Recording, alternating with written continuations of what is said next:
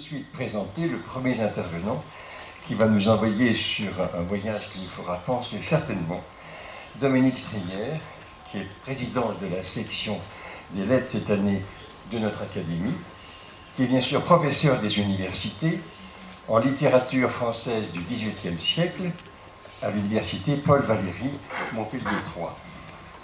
Je vais passer bien sûr sur son cursus qui est extrêmement élogieux, de président de l'université du tiers-temps de Montpellier. Il est chevalier de l'ordre des Palmes académiques également. Son parcours est assez impressionnant. D'un doctorat d'État en 87, sous la direction du professeur Jacques Proust, à la vice-présidence de l'université Paul Valéry, bien sûr, dernièrement. Ses activités scientifiques caractérisent le thème de sa conférence d'aujourd'hui. Effectivement, ses travaux de recherche concernent surtout les relations culturelles entre la France et les pays de l'Europe centrale et orientale au XVIIIe. Je passerai bien sûr sur toutes ces publications, mais elles introduisent immédiatement le thème de sa conférence qui vous est présenté, le grand tour de Stanislas Poniatowski, futur roi de Pologne. Cher Dominique, je te laisse la parole pour une demi-heure, le temps nous est compté. Donc au mois de mars 1753, un jeune Polonais, âgé d'une vingtaine d'années, Stanislas Poniatowski, franchit les Carpates, entre en Hongrie, aujourd'hui la Slovaquie, et arrive à Vienne. Il est accompagné d'un officier aux gardes et de ses domestiques. Il appartient à l'une des familles les plus puissantes de son pays, la Familia, comme on l'appelait alors. Son père, grand soldat au service de Charles XII de Suède, avait été célébré par Voltaire, mais la grandeur et l'or étaient du côté maternel. Constance était sœur de Michel et Auguste Czartoryski. Le premier était chancelier de Lituanie, le second palatin de Russie. La Pologne était alors à peine gouvernée par Auguste III, roi saxon, qui préférait son séjour de Dresde aux houleuses diètes polono-lituaniennes. Il approchait de la soixantaine et régnait depuis 20 ans. Si la succession n'apparaissait pas comme immédiate, les Czartoryski, rompus à la politique, la gardaient présente à l'esprit. Face à leurs vieux rivaux, les Potocki, plus rudes, les Czartoryski s'étaient tôt ouverts à la culture européenne. Il suffit de parcourir aujourd'hui le musée Czartoryski à Cracovie. Ils savaient que l'exercice du pouvoir requérait dorénavant une formation qui se donnait moins sous les armes que sur les bancs de l'université. À la vérité, malgré la vive intelligence du jeune Stanislas, ce n'était pas à lui que ses oncles songeaient pour le trône de Pologne, mais à son cousin germain, Adam Casimir, fils d'Auguste Czartoryski. En 1764, le destin, sous le nom de Catherine de Russie, en décidera autrement. Cependant, même si le trône ne lui était pas destiné, il convenait que Stanislas reçoive une solide éducation. Il aurait assurément un rôle politique à jouer. Dès 1748, il n'a que 16 ans. Son père l'avait donc emmené à l'armée russe, engagée dans la guerre de succession d'Autriche. Il assiste au congrès, d'où sortira la paix d'Aix-la-Chapelle, et rencontre à cette occasion le comte Kaunitz, alors ambassadeur d'Autriche, puis à Maastricht le maréchal de Lovendahl, enfin le maréchal de Saxe, demi-frère naturel d'Auguste III. 2 ans plus tard, il est à Berlin, où il s'entretient 2 fois avec Frédéric de Prusse. Cette expérience de l'étranger, complétée par les instructions de ses oncles, dut paraître suffisante à la Familia pour faire élire Stanislas à la Diète de Varsovie de 1750, diète qui fut aussi inévitablement et tristement rompue que les précédentes et les suivantes. En 1751, le jeune homme est à la cour de Saxe, à Leipzig, et la suit pour la saison de la chasse à Hubersbourg, quand il reçoit ordre de ses parents de quitter la Saxe et d'aller à Vienne. De nouveau, ses relations de famille l'introduisent dans les cercles du pouvoir. Rentré en Pologne, il est élu à la diète de Grodno en 1752, où il n'hésite pas à prendre la parole, même si, je le cite, personne des principaux n'espérait ni ne désirait même le succès, et la rupture se produit quelques jours plus tard. Les parents de Stanislas Poniatowski avaient pour maxime, je cite encore le roi, qu'il vaut mieux faire voyager un jeune homme à plusieurs reprises en lui faisant de temps en temps reprendre l'air natal que de lui faire faire un grand tour unique tout de suite. Je vous rappelle que le mot touriste vient précisément de ce grand tour. Il reprend donc la route en mars 1753, mais ce n'est pas un esprit naïf et inexpérimenté. Malgré son jeune âge, on a vu qu'il avait déjà visité des capitales, rencontré des souverains, fait même ses premières armes à la diète de son pays. Ajoutons qu'il a reçu par les soins de sa mère une éducation raffinée, qu'il parle déjà plusieurs langues, outre sa langue natale, le polonais, il parle le français, le russe, l'allemand, le latin, il apprendra bientôt l'anglais et l'italien. Pour son grand tour par épisode, donc, nous disposons d'un document exceptionnel. Lors des terribles années de la Confédération de Bar, qui jeta la Pologne dans la guerre civile, puis du premier partage, le roi avait été victime d'un enlèvement en novembre 1771. Et en ces malheureuses circonstances, avait mesuré combien il était haï de son peuple. Il craignit le jugement de la postérité et décida d'écrire ses mémoires, où il exposerait les causes de ces graves événements et les responsabilités de chacun. Il s'attelle à cette tâche à partir de 1771, qu'il ne put mener que fort à bâton rompu. C'est donc 20 ans assez exactement après son voyage de 1753 que le roi, car il est devenu roi en 1764, en donne la relation, mêlant, non sans habileté, le point de vue du jeune homme, curieux, bien élevé, parfois maladroit, et les commentaires de l'homme mûr, à l'esprit acéré et à la plume admirablement maîtrisée. Depuis les Confessions de Jean-Jacques Rousseau, on sait que ce genre de récit entretient des relations pour le moins complexes avec la vérité, ou ce que nous considérons comme tel. Les mémoires de Stanislas Auguste n'échappent pas à ce doute, mais il n'a pas besoin, dans ses années de jeunesse, de trop embellir son portrait. Cette nécessité s'imposera plus tard, quand il entrera dans le vif des années de règne. Était-il bien tel qu'il apparaît dans les mémoires? Au moins correspond-il à l'image qu'il avait de lui-même. Comme cette image pourrait être infidèle, il rapporte une lettre de la duchesse de Brancas, où elle le présente. Le jeune homme est instruit, surtout en droit et en histoire. Il est de bonne compagnie, modeste, respectueux pour ses parents. La vieille duchesse a assez bien vu son visiteur, ou du moins elle le voit tel qu'il se voit lui-même. Que voit donc Stanislas? D'abord des villes. Rousseau n'a pas encore révélé la campagne et la nature à ses contemporains. Le jeune Polonais observe prioritairement les hommes politiques et leur comportement. Mais comme souvent en son temps, il n'hésite pas devant une anecdote, à la fois pour le plaisir du futur lecteur et parce qu'elle peut aider à comprendre une réalité plus abstraite et plus large. Au-delà, les mœurs, les arts attirent aussi l'œil du touriste. Doté de vastes connaissances et d'un sens de l'analyse poussée, il est placé entre deux pôles. L'avenir, qui le destine à la politique et dont je reparlerai, le passé, qui demeure pour lui la référence. Ces deux pôles vont orienter son regard et guider ses pas à travers deux espaces, la France et l'Angleterre, c'est-à-dire les deux puissances du moment, aussi bien politiques et militaires que littéraires et philosophiques. Deux puissances qui vont bientôt s'affronter dans la cruelle guerre de 7 ans. Stanislas veut les voir, mais sa relation s'affirme aussi très vite comme une comparaison entre elles, et dans ce remarquable travail, le regard du roi double celui du jeune voyageur. Un regret de toute sa vie, lui, si attaché au passé, ne verra jamais l'Italie. En arrivant à Paris au mois d'août 1753, Stanislas Poniatowski aurait dû se féliciter de cet heureux temps où le roi avait épousé une princesse polonaise, même s'il l'a délaissée pour Madame de Pompadour, à qui il venait d'offrir l'Élysée, et le dauphin avait épousé, lui, une des filles d'Auguste III. Il ne cesse pourtant d'évoquer la cour de Louis XIV, et son admiration va à la duchesse de Brancas, précisément dame d'atour de la Dauphine, représentation vivante, comme il dit, des dames de la cour de Louis XIV. Elle va également au maréchal de Noailles, dont le nom, l'habillement et surtout le langage rappelaient les temps de Louis XIV et dont le caractère attirait nécessairement le respect et l'attachement. On se souvient que Saint-Simon ne partageait pas les mêmes sentiments. Cette déférence pour le vieux monarque, Stanislas la puise dans les mémoires de la grande mademoiselle ou dans ceux du cardinal de Ré, dont il s'est nourri.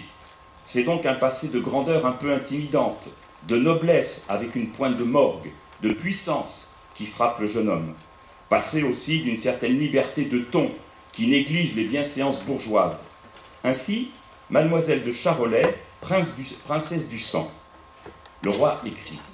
Le jour même que je lui fus présenté, lorsque je la suivais dans son jardin, avec tout le reste de la compagnie, elle me dit « Monsieur, je vous prie de m'apporter mon cul. » Lorsqu'après m'avoir répété sa demande, elle me vit immobile et stupéfait, elle me demanda avec une sorte d'impatience si je n'entendais pas qu'elle me demandait de lui apporter son cul. Je lui répondis que je croyais qu'il la suivait toujours. Elle eut pitié de mon ignorance, et après un grand éclat de rire, on m'instruisit que ce qu'on me demandait était un coussin qu'elle se sanglait autour du corps en allant promener pour le trouver sous elle toutes les fois qu'elle voulait s'asseoir.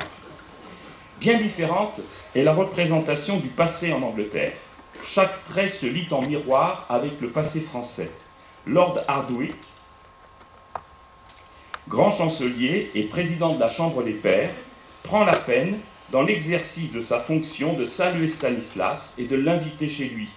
Il y est reçu avec la plus grande politesse et même cordialité, et se lie d'amitié avec les fils de la maison. De nouveau, il souligne les traces du passé, mais ce ne sont plus celles des grands de France.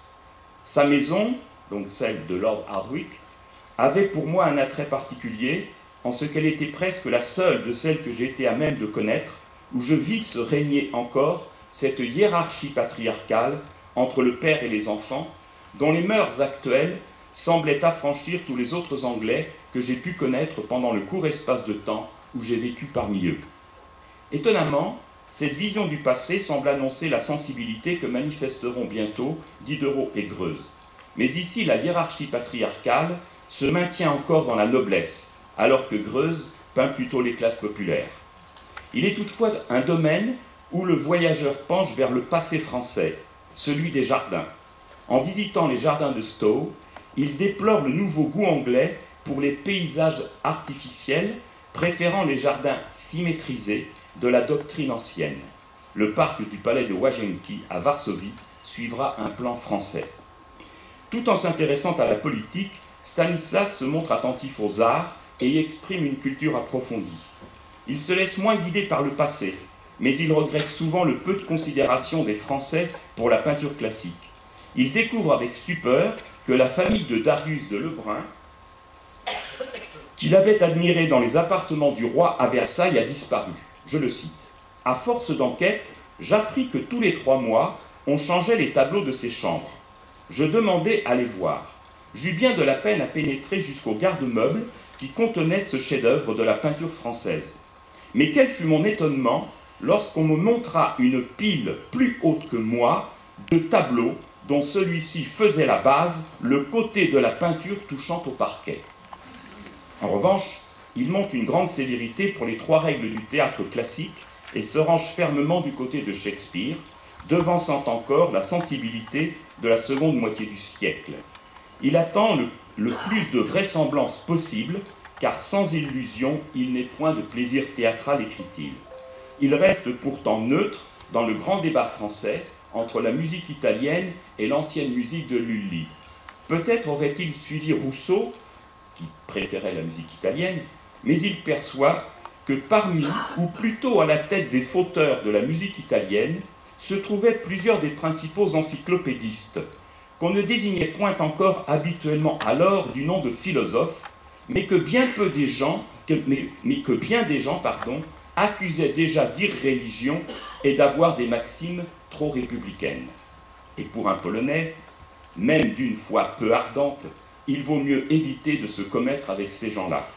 Ce qui n'empêchera pas le roi de coter l'encyclopédie en numéro 1 de sa bibliothèque. On peut évidemment se demander si c'est l'écrivain de 1771 ou le touriste de 1753 qui exprime ses jugements. Mais enfin, ils marquent assurément un goût sûr et un intérêt soutenu. C'est donc avant tout la politique et les hommes qui la font vers quoi se tourne Stanislas, et toujours dans une perspective comparant France et Angleterre. Là est l'enseignement qu'il vient chercher dans son périple. Le regard du roi se fait aussi plus insistant. Le jeune homme de 20 ans disposait-il vraiment de cette sagacité qui semble plutôt appartenir à celui qui tient la plume? Le tableau politique de l'Autriche, de la Hollande, de la France, de l'Angleterre paraît souvent l'envers du tableau polonais. Ainsi, à l'aller, quand le voyageur traverse l'Autriche, loue-t-il l'impératrice Marie-Thérèse, qui a su, malgré 3 guerres presque toujours malheureuses, relever les troupes et les finances de son État. Les 2 points douloureux de la République de Pologne, incapable de voter des impôts et de lever une armée. À chacune de ces étapes, Stanislas fréquente assidûment le personnel diplomatique. Il est parfois logé chez l'ambassadeur de Saxe, école utile pour le futur ambassadeur d'Auguste III à Saint-Pétersbourg, école par laquelle il cultive de précieuses relations. La première qualité que le jeune homme reconnaît à un homme de pouvoir est la bienveillance. Comparons l'accueil qu'il reçoit des 2 rois, Louis XV. Selon son usage, ne m'a rien dit, mais demanda au duc de Richelieu si je n'avais pas plusieurs frères. On me fit valoir ce mot comme une preuve entre 1000 autres des notions distinctes que la mémoire de ce prince conserve de préférence sur la généalogie comme sur l'âge et les visages des personnes qui une fois lui ont été montrées ou nommées. Le roi d'Angleterre, à présent. George II avait demandé à Williams, c'est son ambassadeur, lorsqu'il arriva en Angleterre, 6 mois avant moi, pourquoi il ne m'avait point amené avec lui.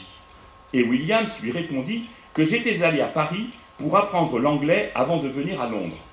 La singularité du motif mit le roi de bonne humeur et influa, je crois, sur l'accueil infiniment gracieux qu'il me fit. Je me souviens qu'entre autres, il me questionna avec détail sur l'affaire d'Ostrog, qui occupait alors beaucoup la Pologne. Je lui en tins compte d'autant plus que je n'avais pas été gâté dans ce genre par les autres souverains que je venais de voir. On devine à qui s'adresse le coup de canif de la dernière phrase. Il y a pour Stanislas dans ces 2 accueils toute la différence entre la France et l'Angleterre que l'on retrouvera amplifiée dans chaque société. Même si la cour de Louis XIV le fascine, elle a laissé à son successeur et à ceux qui l'entourent cette hauteur qui interdit tout sentiment un peu chaleureux, alors qu'en Angleterre, ceux de la première naissance, comme il dit, sont non seulement accessibles, mais capables de ressentir et de faire ressentir une véritable affection. C'est que le régime politique est bien différent. Sans avoir le rayonnement, la gloire, aurait-on dit, de son arrière-grand-père, Louis XV reste un monarque absolu, de droit divin, au-dessus des hommes. En Angleterre, le pouvoir est dans les chambres, comme l'avait bien vu Voltaire 30 ans plus tôt. Si le duc de Newcastle, dont le portrait est extraordinairement vivant, celui que fait Stanislas, pas celui qui est actuellement exposé, donc dont le portrait est extraordinairement vivant et sympathique, veut rester Premier ministre, il faut donc qu'il plaise aux Whigs qui le soutiennent, et ceux-ci resteront au Parlement s'ils plaisent à leurs électeurs. Walpole, qui l'avait oublié, l'a payé content. De plus, le monde politique, sans omettre le roi, était soumis aux critiques souvent cinglantes des écrivains. Stanislas cite principalement Alexander Pope. Acceptée ou contrainte, la bienveillance est donc une qualité indispensable aux hommes politiques dans des pays comme l'Angleterre ou la Pologne, qui accordent un large pouvoir au Parlement. Il est aisé de comprendre alors la surprise un peu amère éprouvée par le Polonais quand il apprend que le Parlement de Paris vient d'être exilé à Pontoise. Ce Parlement a pourtant peu à voir avec la Diète polonaise ou la Chambre des communes, qui ont la faculté de légiférer. Les regrets du mémorialiste n'en sont pas moins sincères. Alors qu'il s'est rendu à Pontoise, je le cite, « C'est un des regrets qui me resteront de n'avoir pas vu en France cette classe d'hommes de robe qui contient, dit-on, dans un degré éminent, un genre de mérite si peu ordinaire aux autres Français. Un mérite rassis, docte, imbu des grands principes sur les droits de l'homme et du citoyen, mérite cependant toujours revêtu de l'aménité française. » Il ne va pas jusqu'à critiquer ouvertement la décision de Louis XV, qui règne encore quand il écrit ces lignes. Mais il ne voit pas non plus le caractère profondément conservateur de ces magistrats qui disaient, je cite encore le roi, que leur fermeté durable les conduirait à la fin à devenir le représentant de la nation, respecté d'elle et reconnu pour tel par la cour même. Jeu de dupes auquel les meilleurs esprits français se laisseront prendre, et Stanislas n'est pas en reste. Comment croire que ces parlementaires accrochés à leurs privilèges, ayant acheté leur charge et n'oubliant pas de la faire survivre pour leur fils, pouvaient ambitionner de représenter la nation? Ils étaient plutôt une entrave aux réformes, la Révolution ne s'embarrassera pas de ces grands citoyens. Il est vrai que le Parlement de Paris gardait pour le jeune homme l'onction du passé, et quel passé! Il n'aurait pourtant pas eu avec lui plus de latitude qu'avec la Diète polonaise. Comme je l'ai dit, le mémorialiste aime à livrer des anecdotes et brosser le portrait de personnages excentriques. Voyez le duc de Gesvres, homme politique de premier rang.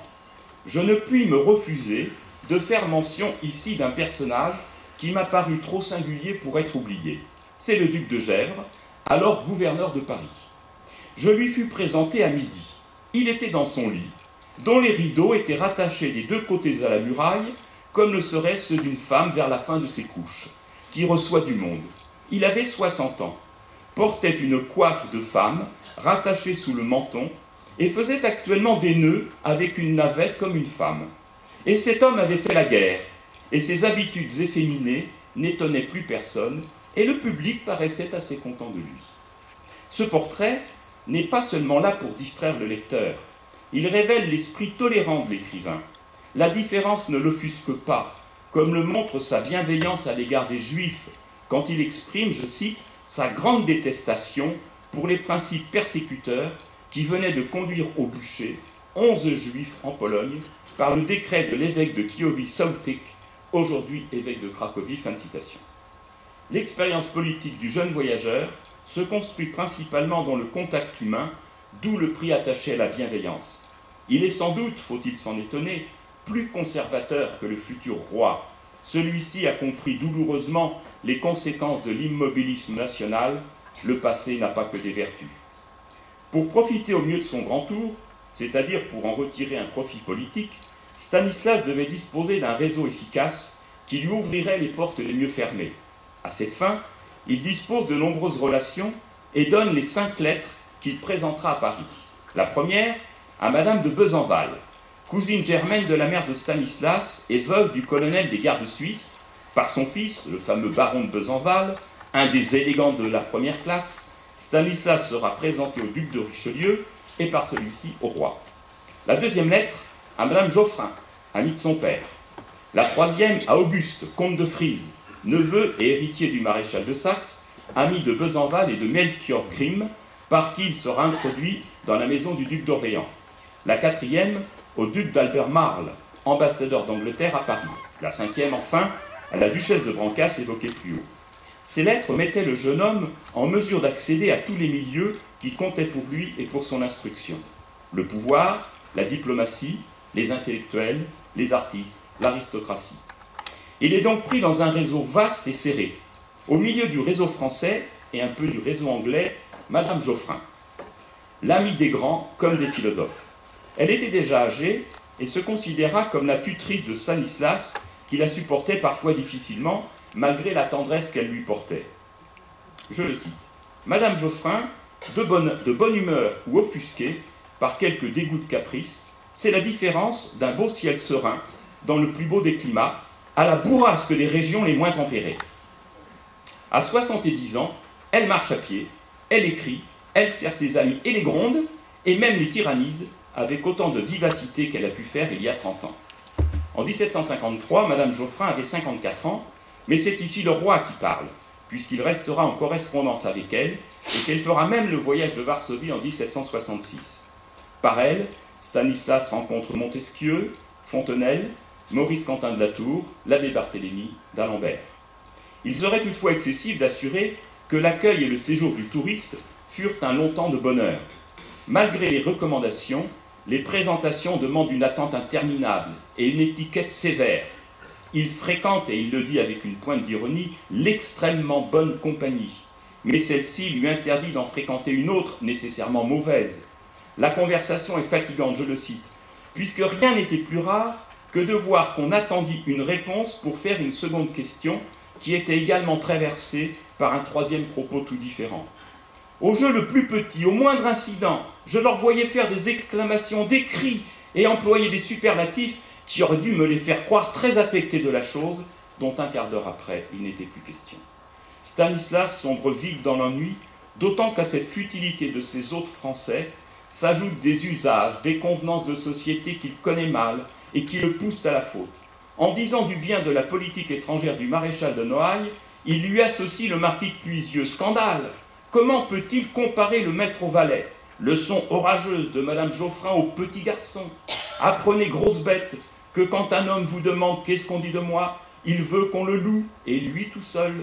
Autre maladresse, toujours dans l'extrêmement bonne compagnie, qui lui vaut encore les foudres de Madame Geoffrin. Il est parfaitement reçu chez Mademoiselle de Charolais, jusqu'au jour où celle-ci, faisant une quête pour un couvent, je vis des Français qui, en badinant, faisaient les difficiles et les avares.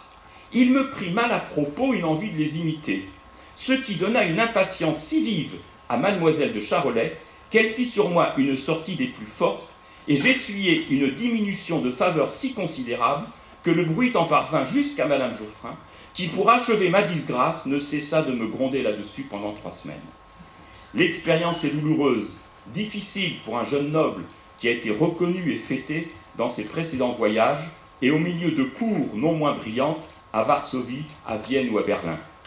Il en tire une conclusion qui révèle tout autant sa finesse d'analyse que la suffisance des Français. Un étranger, dit-il, débutant à Paris, fera toujours bien, là plus encore que dans toute autre capitale, de faire semblant de se regarder comme un être inférieur aux sublimes intelligences qui l'habitent parce qu'elles aiment à protéger. Et pourtant, ce double orgueil, à la fois de classe et de nation, peut donner lieu à des scènes que l'œil exercé de Stanislas ne laisse pas échapper. Il est chez M. Marcel, grand maître à danser un peu décati.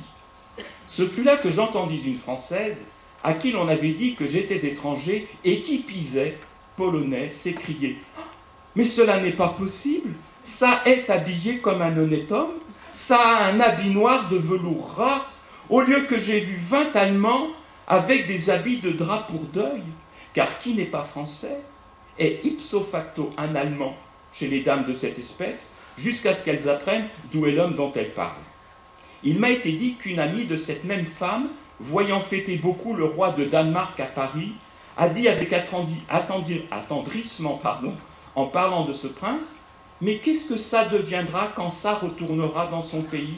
Ça mourra d'ennui et de regret ?» Stanislas réussit ce petit tour de force de retourner l'image des Français. En poussant à l'extrême leur fatuité, ils en viennent à être presque naïfs et même touchants. C'est que le jeune homme ne peut se défendre d'un fond de sympathie pour la France. Elle brille en matière d'art et de littérature, au moins pour son temps. Nous avons vu sa déférence pour la cour de Louis XIV, mais cette sympathie trouve un autre aliment. C'est la pratique de la langue dont il poursuit avec délice les idiotismes. C'est en français qu'il choisit de rédiger ses mémoires. Et c'est ainsi qu'il sera lu, pense-t-il.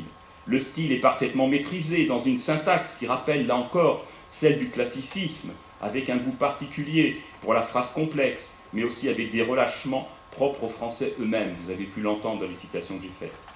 Et non sans une certaine indulgence, il y trouve la source de cette supériorité qu'il n'hésite pas à dénoncer par ailleurs. Cette langue française, même, que tout jeune homme apprend aujourd'hui en Europe comme une preuve d'éducation policée, inspire, sans qu'on s'en aperçoive, une certaine opinion de supériorité en faveur de la nation qui en est la propriétaire. De plus, une certaine analogie dans les bonnes et mauvaises qualités a établi entre la nation française et polonaise une sympathie remarquée depuis longtemps et qui est aussi vraie que l'antipathie que cette dernière a pour ses voisins. L'Angleterre n'est pas voisine de la Pologne. Point d'antipathie donc, plutôt le contraire. Stanislas y met le pied en février 1754, après 5 mois passés en France. Il y restera jusqu'en juin. Les deux pays, au moins aux yeux du mémorialiste, ne peuvent être plus différents. Ici, point de lettre de recommandation, sauf celle de Madame Geoffrin pour Hans Stannet, diplomate qu'elle avait reçu à Paris. L'introduction se fait en Angleterre par relation directe, et Stanislas est accueilli par le chevalier Chaube, qui avait contracté l'amitié la plus tendre avec ma famille, quand il était envoyé d'Angleterre en Pologne. Cet aimable vieillard ne retrouvait la vivacité de son esprit et les ressources de sa mémoire qu'après minuit. De proche en proche, le jeune voyageur pénètre ainsi dans les milieux les plus relevés de Londres, jusqu'à ce qu'il soit simplement adressé par méconnaissance au seigneur de la chambre de service pour me présenter au roi George II. Il faut admettre cependant, et sans parti pris, que le tableau de la France offre plus d'intérêt que celui de l'Angleterre. Les choses s'y font plus simplement, plus d'étiquettes rigides, plus de présentations interminables. Mais la bonhomie anglaise est aussi moins piquante que le ridicule français. Stanislas peut aussi circuler dans toute la société sans encourir le rejet de l'extrêmement bonne compagnie. Il décrit longuement les matelots, classe populaire qui l'étonne, mais en laquelle il trouve l'origine du caractère anglais, mélange de bravoure et d'insouciance. Mieux, les premiers aristocrates n'hésitent pas à se mêler aux plus humbles pour participer au fameux combat de coq. Le duc de Cumberland fraye ainsi avec des porteurs de chaises. Ce particularisme si fort s'explique, selon notre jeune voyageur, par l'éducation que reçoit la noblesse anglaise, qui unit la discipline la plus sévère à la liberté la plus entière. Après la classe, je le cite, « Les élèves font absolument tout ce qu'ils veulent, et on est si éloigné de leur enseigner ce qu'ailleurs on appelle les manières, qu'il est reçu qu'un enfant de collège anglais ne salue personne, ne se lève pour personne, ne témoigne aucune sorte de complaisance à qui que ce soit. » On perçoit l'expérience vécue. En grandissant, les jeunes Anglais ne s'améliorent pas, mais le grand tour, les polis, sans porter atteinte à leur indépendance. Le résultat est que chacun est d'abord attaché à son intérêt personnel, primo mihi. Égoïsme général qui ne laisse pas d'inquiéter Stanislas. C'est pourtant la Pologne qui disparaîtra alors que l'Angleterre surmontera les pires menaces. L'indépendance, chère aux Anglais, alliée à l'intérêt personnel, ne pouvait que donner à la vie en société une tonalité particulière. L'image que chacun veut présenter n'obéit plus aux impératifs français. Non seulement le fastidieux rituel des présentations a disparu, mais Stanislas se voit directement interpellé et invité. Il fait ainsi la connaissance de George Dodington, baron Melcombe et diplomate. À 60 ans passés, on le voyait habituellement au parc, au spectacle, au Parlement, brodé sur toutes les tailles. Son équipage de chasse même était enrichi autant que celui de la plupart des Anglais en pareil cas l'est peu. Ses voitures, ses livrées, tout se ressentait de cette magnificence. Et ce qu'il y avait de plus curieux, c'est que tout cela était un effet de son économie. Cet homme avait fait plusieurs missions au dehors où il avait dû représenter avec étalage. Il trouvait déraisonnable de ne pas user jusqu'au dernier brin tout ce qu'il avait été une fois dans le cas de se donner. Il trouvait qu'abstraction faite de la risée des badauds, un habit brodé, servait tout aussi bien à couvrir la nudité de l'homme que le pouvait faire un frac et un surtout. Et il s'était si bien aguerri là-dessus que les maquignons et les gouverneurs des coqs de combat connaissaient aussi bien que la cour sa riche et vieille garde-robe depuis 15 ans. Dans une société... Cher Dominique, il faut conclure. Je conclue alors. Vous n'aurez pas la fin du voyage anglais. Stanislas Poniatowski ne reverra pas l'Europe occidentale.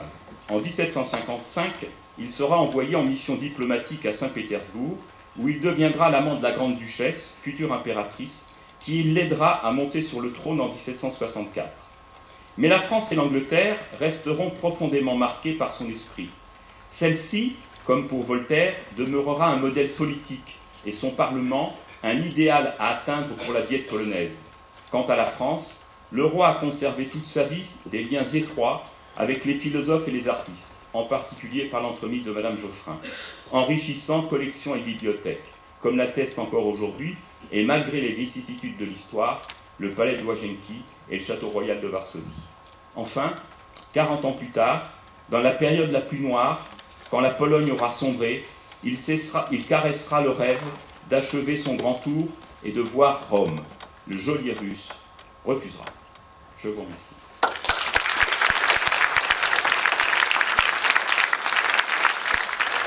Le temps étant compté, comme je l'évoquais, nous ne pourrons pas poser de questions sur ce raffinement et l'éducation et le sens politique de ce grand homme et le sens de l'histoire qu'il a mené effectivement jusqu'à avoir une subtilité des connaissances des égaux et d'en jouer à son profit.